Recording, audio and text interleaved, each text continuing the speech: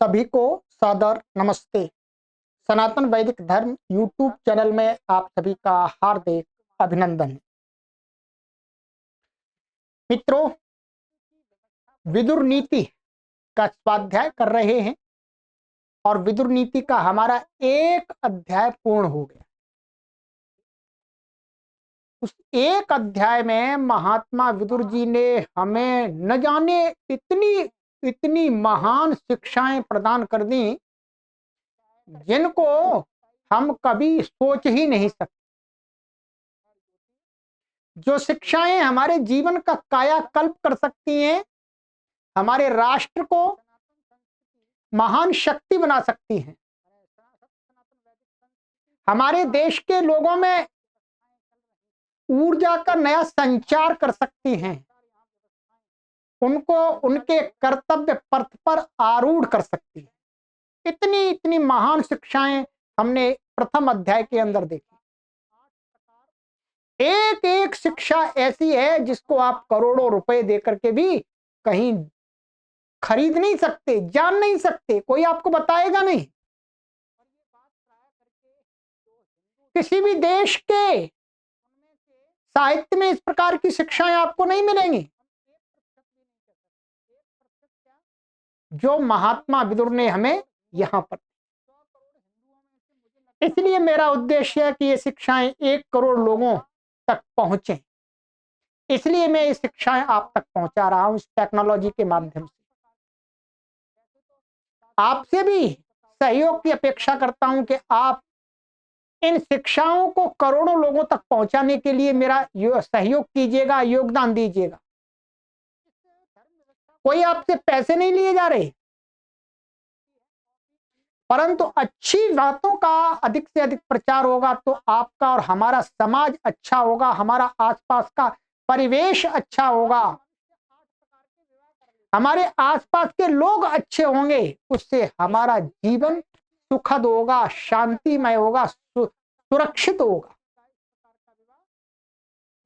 इस छोटे से कार्य से आपका जीवन भी सुरक्षित हो सकता है, मेरा भी जीवन सुरक्षित हो सकता है, परंतु बस इस कार्य को अधिक विस्तार देने की आवश्यकता है। उस विस्तार के लिए आपको कोई पैसा खर्च नहीं करना।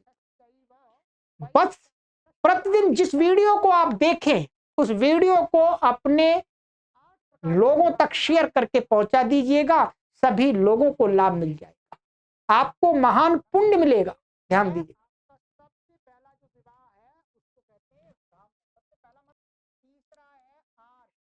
तो आइएगा मित्रों, आज से हमारा विदुर नीति का द्वितीय अध्याय आरंभ हो रहा है।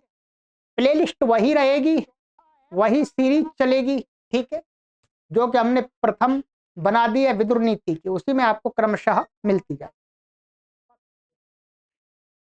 महात्मा विदुर कहते हैं, श्लोक सुनिएगा, शुभम वा यदि पापम द्वेष्यम वा यदि वा प्रियम अपृष्टस्तस्य तद्ब्रूयात् यस्य न इच्छेत् पराभवम्। महात्मा विदुर कहते हैं कि जो व्यक्ति जिस व्यक्ति का क्या जो व्यक्ति जिस व्यक्ति का अनिष्ट नहीं चाहता, हानि नहीं चाहता, उस व्यक्ति को बिना पूछे ही उस व्यक्ति को बिना पूछे ही अच्छी अथवा जो बुरी, कल्याण करने वाली या अनिष्ट करने वाली जो भी बातें हैं वो बता दे। यही कहा। मनुष्य को चाहिए कि वह जिसकी पराजय नहीं चाहता, अर्थात जिसकी अवनति नहीं चाहता, उस व्यक्ति को उसके बिना पूछे ही अच्छी बातें अथवा बुरी बातें जो उसके अंदर बुराइयां हैं उनको भी, और कल्याण करने वाली और जो अनिष्ट करने वाली बातें हैं उन सब को बता दे। ये ना सोचे कि ये मुझे पूछ नहीं रहा, प्राय करके हम लोगों की प्रवृत्ति क्या हुआ करती है? हम सोचते रहते हैं, अच्छा ये हमारा रिश्तेदार है, हमसे पूछ नहीं रहा, हम नहीं बता रहे इसको, ये मेरे घर का ही आदमी है, ये मुझे पूछता ही नहीं, तो मैं क्यों बताऊं इसको? तो कहते हैं यदि आप उस व्यक्ति का अनिष्ट नहीं चाहते हैं तो आपको बिना वो आपको ना पूछे तो भी आप जो भी उसके लिए हितकारी है, जो भी है उसके अंदर बुराई दिखती है, अच्छाई दिखती है? वो सबको उसे बता दें। ऐसा ना सोचें कि ये मुझे नहीं पूछता है, ये आपका कर्तव्य होता है। तो मित्रों, यदि हम चाहते हैं कि हमारा हम इसका ये इसकी विजय हो, इसका पराजय कभी ना हो, ये उन्नति की ओर चढ़ता जाए, अवनति की ओर ना जाए, तो हम उसको निरंतर सुझाव देते, माने ना माने वो उसकी मर्जी, ये कहते हैं। और आगे कहते हैं तथैव योग विहितम यत्तु कर्मण सिद्ध्यति उपाय युक्तम मेधावी न तत्र ग्लापयेन् मनः। ये भी बहुत अच्छी बात है। ये कहा कि मनुष्य को अच्छे से अच्छे, श्रेष्ठ से श्रेष्ठ उपायों के द्वारा अपना कार्य करना चाहिए, परंतु यदि कार्य में सिद्धि नहीं मिलती है तो फिर खिन्न नहीं होना चाहिए, दुखी नहीं होना चाहिए। यही मनुष्य की बुद्धिमत्ता है। बिल्कुल। पहले तो हम जिस भी कार्य को करने जा रहे हैं उस कार्य को करने में कौन कौन से सर्वश्रेष्ठ साधन हो सकते हैं, उन साधनों को जान करके, उन उपायों को जान करके, उन माध्यमों को जान करके, उन माध्यमों का उपयोग करके कार्य को करना चाहिए। फिर भी कार्य में यदि सफलता नहीं मिलती है तो फिर दुखी नहीं होना चाहिए, दुखी नहीं होना। सबसे बड़ी बात यही है, वही व्यक्ति आगे चल के सफलता को प्राप्त होता है। जो व्यक्ति अपने सामर्थ्य के अनुसार कार्य की सिद्धि करता है और सफलता नहीं प्राप्त करता और दुखी हो जाता है, वो कभी भी जीवन में सफल नहीं हो सकता। आगे उसकी सफलता की संभावना खत्म। परंतु वहीं यदि एक आदमी अपने पूरी बुद्धि के साथ में अच्छे उपायों के द्वारा कार्य की सिद्धि करता है परंतु सफल नहीं हो पाता, असफलता उसे हाथ लगती है, परंतु वो दुखी नहीं होता, खिन्न नहीं होता, तो निश्चित रूप से वो अगली बार या अगली से अगली बार सफलता को प्राप्त कर लेगा। यही सफलता की कुंजी है। इस बात को अनेक लोग न जाने किस किस प्रकार से कहते हैं, परंतु यहाँ पर महात्मा विदुर ने हजारों वर्ष पहले हमको कह दी कि मनुष्य को अच्छी प्रकार से कार्य को करना चाहिए, परंतु सफलता नहीं मिले तो दुखी नहीं होना चाहिए, खिन्न नहीं होना चाहिए, फिर दोबारा उस कार्य को करना चाहिए। यही सफलता की कुंजी है। अनुबंधानपेक्षेता सानुबंधेषु कर्मसु संप्रधार्य च कुर्वीत न वेगेन समाचरेत्। कहते हैं किसी प्रयोजन से किए गए कर्मों में पहले प्रयोजन समझ लेना चाहिए। ये अच्छी बात बता रहे हैं कि कोई कार्य हम करने जा रहे हैं और उसका किसी प्रयोजन से करने जा रहे हैं, तो पहले उस प्रयोजन को समझ लेना चाहिए कि ये प्रयोजन है क्या, इससे क्या होगा। ठीक है, खूब सोच विचार करके काम करना चाहिए। जल्दीबाजी नहीं कि मन में आया जी अच्छा ये कर लेते, चलो कर दिया, चालू कर दिया। नहीं, कोई भी कार्य का हम आरंभ करें तो उसमें खूब चिंतन मनन करें।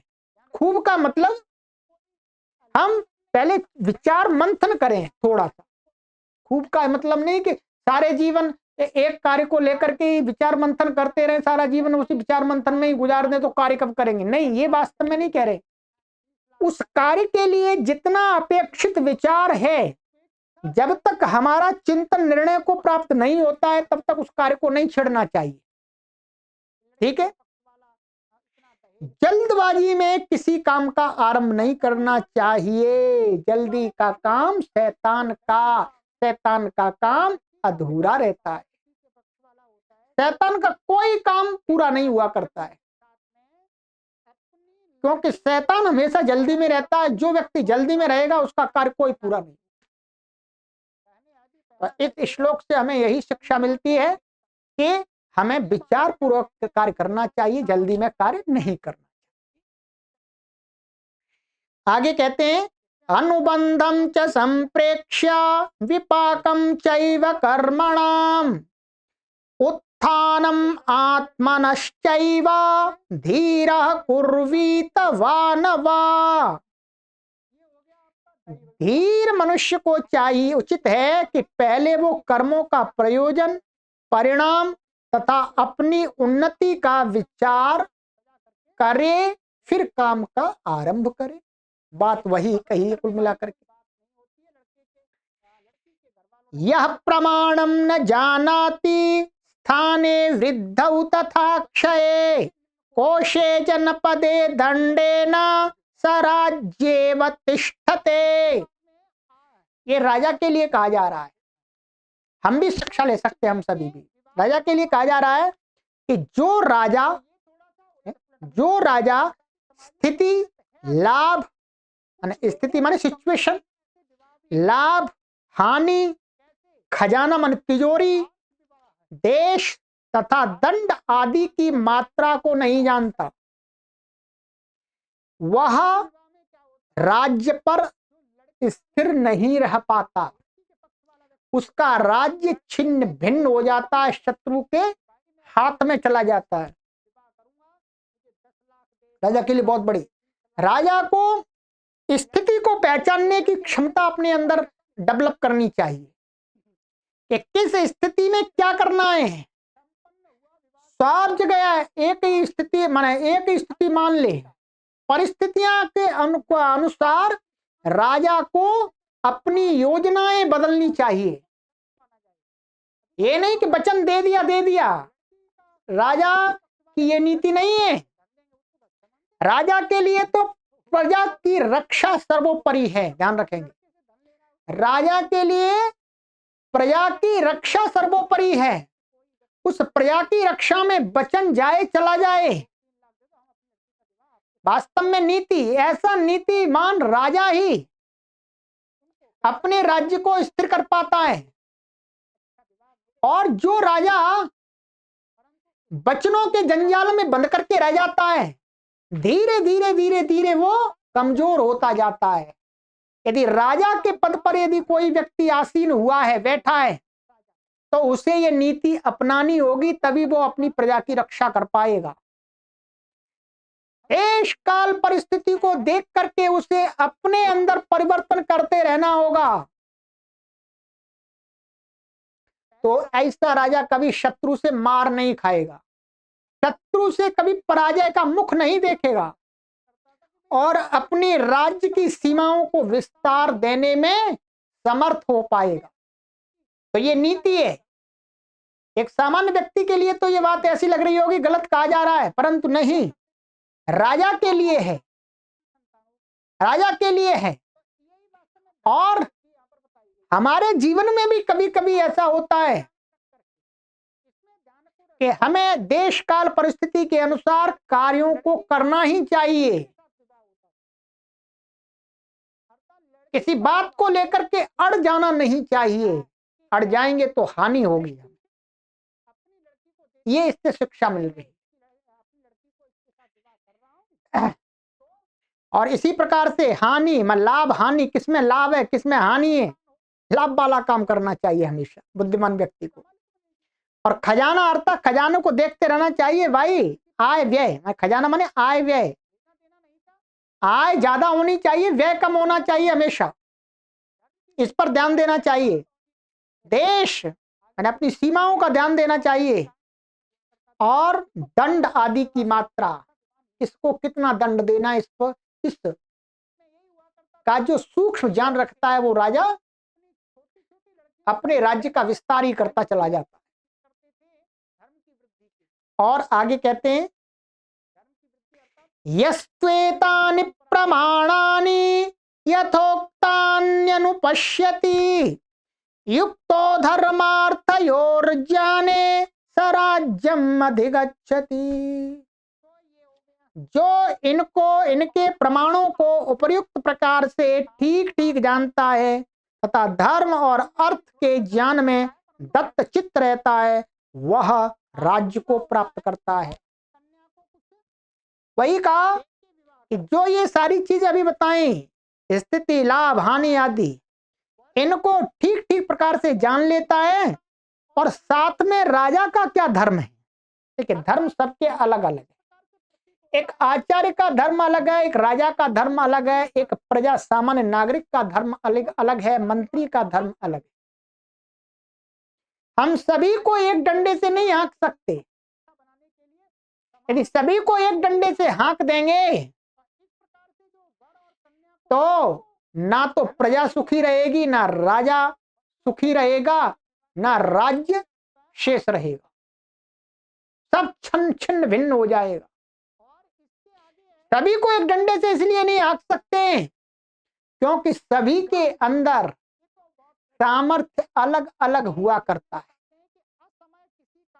बौद्धिक सामर्थ्य, शारीरिक सामर्थ्य है, भिन्न भिन्न प्रकार के सामर्थ्यों में समानता नहीं हुआ करती। इसलिए सबको एक डंडे से नहीं हाँकने की योजना बनानी चाहिए, ऐसा नियम नहीं बनाना चाहिए। सामर्थ्य के अनुसार कार्यों का उत्तरदायित्व सौंप करके व्यवस्था बनानी चाहिए, तो वही राजा और वही राज्य और वही प्रजा सुखी रहती है। कहने का तात्पर्य इनका ये है। और कहते हैं, न राज्यम प्राप्तमित्येव वर्तितव्यम सांप्रतम श्रियम ह्यविनयो हन्ति जरा रूपमिवोत्तमम्। अब तो राज्य प्राप्त ही हो गया, अर्थात राजा को ऐसा नहीं करना चाहिए कि भाई अब तो राज्य मिल गया। कुछ मध्यकाल में ऐसा ही हुआ, कुछ राजाओं को ऐसा लगा कि अब तो हमें राज्य की पदवी मिल गई, अब क्या ऐसा समझ करके अनुचित बर्ताव नहीं करना चाहिए। तो उन राजाओं ने क्या सोचा, अब तो हम राजगद्दी पर बैठ गए, और उन्होंने खूब प्रजा को सताना आरंभ कर दिया। उन राजाओं का नामो निशान मिट गया, कोई उनका नाम लेवा नहीं है जी। उनका इतिहास ही समाप्त हो गया एक प्रकार से, ऐसा मानिए। वही कहते हैं, बहुत सुंदर शिक्षा है राजाओं के लिए, अर्थात और दूसरे व्यक्तियों के लिए, हम सभी के लिए, कि अब तो राज्य प्राप्त हो गया, ऐसा समझकर अनुचित बर्ताव नहीं करना चाहिए। उद्दंडता संपत्ति को उसी प्रकार नष्ट कर देती है जैसे सुंदर रूप को बुढ़ापा। कितना भी सुंदर कोई व्यक्ति हो, कोई स्त्री हो, पुरुष हो, परंतु बुढ़ापा ऐसी एक अवस्था है कि उसकी सुंदरता को न जाने कहां पर लुप्त कर देता। जो फिल्मों में कार्य करने वाली जो अभिनेत्रियां और अभिनेता, जब वो बूढ़े हो जाते हैं तो कैसे उनकी नाक टेढ़ी हो गई, झुर्रियां पड़ गई, समझ पहचान में ही नहीं आती। एक उदाहरण दिया है कहने को कि जिस प्रकार से बुढ़ापा सुंदरता को नष्ट कर देता है और उद्दंड व्यक्ति की उद्दंडता उसकी संपत्ति को नष्ट कर देती है। कोई चाहे कितना भी धनवान व्यक्ति हो, परंतु वो यदि उद्दंडता करेगा तो उसकी धन संपत्ति सब नष्ट हो जाएगी।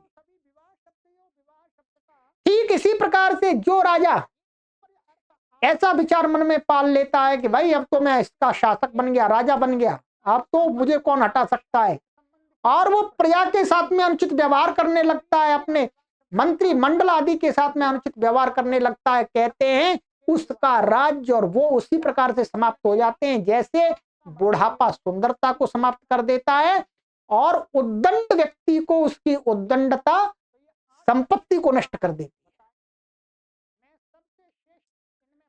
इसी प्रकार से हमें भी कभी कोई पद मिल जाए, कोई स्थान मिल जाए, उसका हमें दुरुपयोग नहीं करना चाहिए, उसको एक अवसर मानना चाहिए। उस अवसर को पूरे सामर्थ्य के साथ में इस प्रकार से उपयोग करना चाहिए कि हम उस अपने पद का उपयोग करके समाज में आदर्श बन जाए, समाज हमको स्मरण करे, समाज हमको आशीर्वाद दे, आशीर्वचन कहे, जिसको आप मोटी भाषा में दुआ कहते हैं।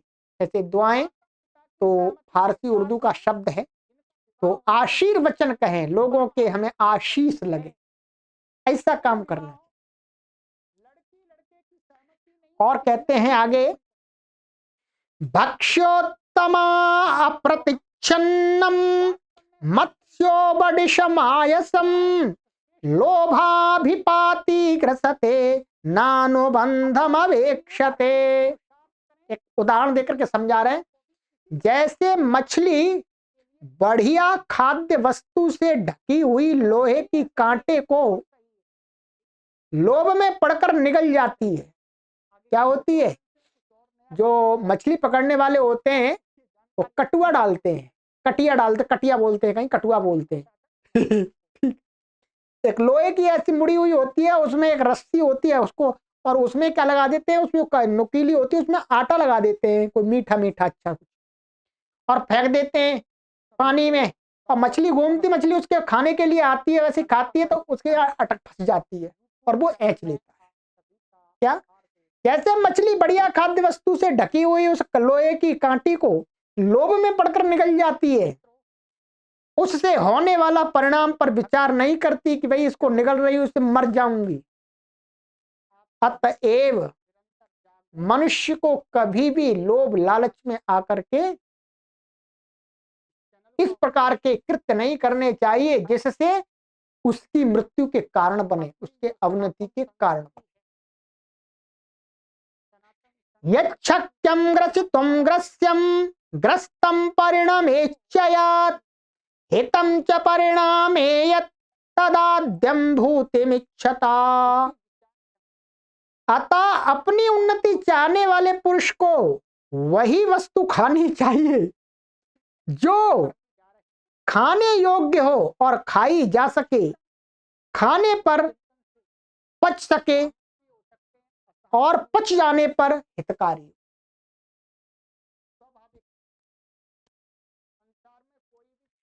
बस यही ये कहना चाहते हैं कि हमें इस प्रकार के ही कार्यों को करना चाहिए जिनको हम पूरा कर सकें और जो हमारे लिए हितकारी हों। हमें लोभ में नहीं पड़ना चाहिए। मुख्य शिक्षा यही दी जा रही है, लोभ लालच में पड़ करके हम हानि ही उठाएंगे, हमें उसका लाभ नहीं मिलेगा। ठीक है, ये उदाहरण दिया है। और कहते हैं, वनस्पतेरपक्वानि फलानि प्रचिनोति यः स नाप्नोति रसं तेभ्यो बीजं चास्य विनश्यति। बहुत अच्छी शिक्षा दी है, उदाहरण, लौकिक उदाहरण दिया है। ये क्या करते हैं, हमारे प्राचीन काल की जो शिक्षा प्रणाली थी वो क्या थी, लौकिक जो उदाहरण व्यवहार में घटित होते हैं उनके माध्यम से बातों को समझाया जाता था, जिससे आराम से समझ में आ जाती थी। ये एक पद्धति है और ये एक श्रेष्ठ पद्धति है। इस पद्धति से क्या होता है, चीजों को, जो कठिन कठिन चीजें, उनको हम सभी लोग मनुष्य आसानी से समझ जाते हैं और रोचकता भी आ जाती है। लोभ और लालच का उदाहरण क्या दिया है, मछली का दिया। हम सभी लोग जानते हैं, देखते हैं अपनी आंखों से, तो आसानी से हमें ये बात समझ में आ जाती है, हाँ जी, लोभ और लालच हमारी मृत्यु का कारण बन जाता है। जैसे मछली को लौकिक उदाहरण दिया, व्यावहारिक उदाहरण दिया,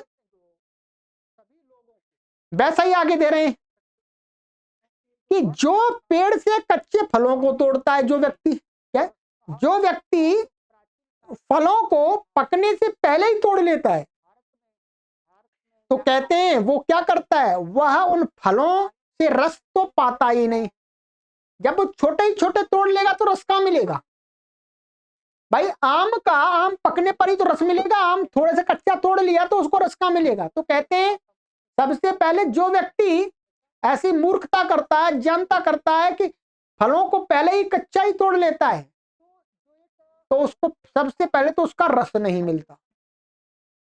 सबसे पहली हानि तो उसे ये हो गई। और क्या कहते हैं आगे? और उस बीज से पुनः फल प्राप्त करता है या नहीं वो, और परंतु उस वृक्ष के बीज का भी नाश हो जाता है। जो उस फल से उसमें जो अंदर बीज निकलता है, बीज तो पकने पर होता है, पकने पर जब बीज निकलता है तो दूसरा वृक्ष बनता है। तो कहते हैं एक तो उसको रस का नाश हो गया, और आगे उसने क्या कर दिया, उस पेड़ की जो आगे की प्रक्रिया थी, आगे का जो वंश था वो खत्म कर दिया उसने। दो नुकसान हो गए उसको। और कहते हैं यस्तु पक्वम उपादत्ते काले परिणतम फलम फलाद रसम सलभते बीजाचैव फलम पुनः। और कहते हैं परंतु जो व्यक्ति समय आने पर पके हुए फल को तोड़ता है, वह व्यक्ति फलों से रस भी प्राप्त कर लेता है और उसमें से निकले हुए बीजों को बो करके पुनः वृक्ष से पुनः फल प्राप्त कर लेता है। क्या इससे हुआ? इससे यह हुआ कि हमें कार्यों को समय पर करना चाहिए। जिस कार्य का जो समय तब करना चाहिए, हमें प्रयोग, वस्तुओं का प्रयोग समय पर करना चाहिए। असमय पर किया हुआ प्रयोग, असमय पर किया हुआ कार्य हमें हानि ही पहुंचाएगा, लाभ नहीं पहुंचाएगा।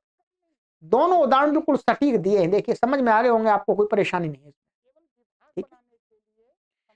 और क्या कहते हैं? यथा मधु समादत्ते रक्षन् पुष्पाणि षट्पदः तद्वदर्थान् मनुष्येभ्य आदद्यात् अविहिंसया। जैसे भौरा होता, भौरा फूलों की रक्षा करता हुआ ही उनके मधु का ग्रहण करता है। जो भौरा होता है वो फूलों को तोड़ता नहीं है। भौरा फूलों को तोड़ता नहीं है, नष्ट नहीं करता, उन पर आराम से रस को पी लेता है। उसी प्रकार से कहते हैं जो राजा अपनी प्रजाओं को कष्ट बिना दिए उनसे जो कर वसूल करता है, अर्थात जितना कर चाहिए उतना ही कर लेता है, बहुत अधिक टैक्स नहीं लगा देता है, तो कहते हैं वह राजा ही, जो वह राजा है, उस राजा का जो राज्य है वो फलता फूलता रहता है। कितना अच्छा उदाहरण दिया। भ्रमर होता है, भौरा होता है, वो रस भी पी लेता है, माने अपनी तृप्ति भी कर लेता है और फूल को कोई हानि नहीं पहुंचता। ठीक इसी प्रकार से वो राजा बुद्धिमान राजा होता है जो प्रजा से जितना कर लेना उतना कर लेकर के अपने कार्यों, अपनी व्यवस्था को चलाता है और प्रजा भी सुखी रहती है, राजा भी सुखी रहता है, और दोनों निरंतर आगे चलते रहते। तो ये राजा के लिए वास्तव में कि राजा को उतना अधिक कर नहीं लगा देना चाहिए, उतना अधिक कर नहीं लगा देना चाहिए कि प्रजा की कमर ही टूट जाए, प्रजा ही नष्ट हो जाए तो किससे लेगा। ठीक है? और जैसे कहते हैं आगे, पुष्पम पुष्पम विचिन्विता मूलच्छेदम न कारयेत् मालाकारम इवारामे न यथांगारकारकम। ये भी बहुत अच्छा उदाहरण दिया है लौकिक है। जैसे माली बगीचे में एक एक फूल तोड़ता है, उसकी जड़ नहीं काटता, फूल तोड़ लेता है, उसी प्रकार राजा प्रजा की रक्षा पूर्वक उनसे कर ले, उनकी रक्षा भी करता रहे। माली फूल तोड़ता है, उनमें पानी भी देता है, जड़ तो नहीं काटता। इसलिए वही पौधे फिर माली को पुष्प देते रहते हैं लगातार। ठीक इसी प्रकार से जो राजा अपनी प्रजा की रक्षा भी करता है साथ में और उनसे कर भी लेता रहता है, तो वही प्रजा उस राजा को निरंतर कर देती रहती है। ये बुद्धिमान राजा की पहचान है, अर्थात बुद्धिमान राजा को ऐसा ही करना चाहिए।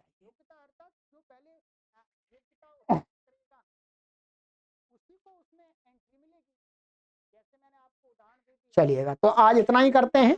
हमारे द्वितीय अध्याय आरंभ हो गया है और आगे भी शेयर करते रहिएगा। चलिए, ये हमारा लक्ष्य है। ये लक्ष्य हमको लगभग 1 से 1.5 वर्ष में पूरा करना है। 1 से 1.5 वर्ष में हम पूरा कर लेंगे, 1 करोड़ लोगों तक ये सीरीज पहुंचा देंगे। हम स्वयं दिन रात परिश्रम करते, जितना हो सकता है उतना शेयर करते। कोई हमको पैसा नहीं मिलता, ध्यान रखिए। तो आपसे भी यही अपेक्षा रखते हैं, आपसे कोई फीस तो लेते नहीं आपको अच्छी बातें बताने के लिए, बस यही अपेक्षा रखते हैं कि आप भी आगे 100 लोगों को ये अच्छी बातें ले जाएं। सभी को सादर नमस्ते।